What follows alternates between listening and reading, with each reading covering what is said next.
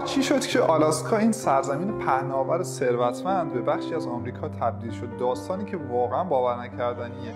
سرزمینی که حتی اگر 3 تا ایالت بزرگ آمریکا، تگزاس، کالیفرنیا و مونتانا رو هم کنار هم بذاریم باز ازشون بزرگتره و آمریکا هر کیلومتر مربعش رو فقط به قیمت $4 خرید. اول از همه روسیه از همه بیشتر می‌ترسید آلاسکا بیفته دست بریتانیا، چون اون زمان بریتانیا کانادا رو داشت و قدرتمندترین کشور دنیا بود. اگه آلاسکا رو هم می‌گرفت روسیه از همه طرف محاصره می‌شد. دلیل دومش روس‌ها تازه فهمیده بودن تو آلاسکا طلا هست، اما این خبر خوبی نبود، چون یادشون بود وقتی تو کالیفرنیا طلا پیدا شد 300,000 نفر از سراسر دنیا هجوم آوردن توی کالیفرنیا.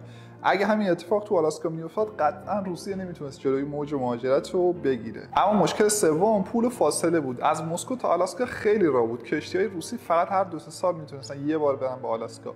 تازه روسیه از جنگ کریم هم شکست خورده بود و پول کافی برای نگهداری از این سرزمین دور رو نداشت. اما در نهایت این آمریکایی‌های جاطلب که هر روز داشتن قدرتمندتر می‌شدن و تاجرای آمریکایی هم از قبل با بومیای آلاسکا تجارت می‌کردن و نفوذشون روز به روز بیشتر شده بود تو آلاسکا. پس روسیه تصمیم گرفت بهتر آلاسکا رو به قیمت خوب به آمریکا بفروشه تا اینکه بعداً مفت از چنگش در بیاد. این شد که در سال 1867 به قیمت $7.2 میلیون به آمریکا آلاسکا رو فروخت که اول آمریکایی‌ها به وزیر خارجه خودشون خندیدن و گفتن حماقت سوارد، اما بعداً با کشف طلا و نفت و منابع طبیعی بیشمار به یکی از پرسودترین خریدهای تاریخ آمریکا تبدیل شد.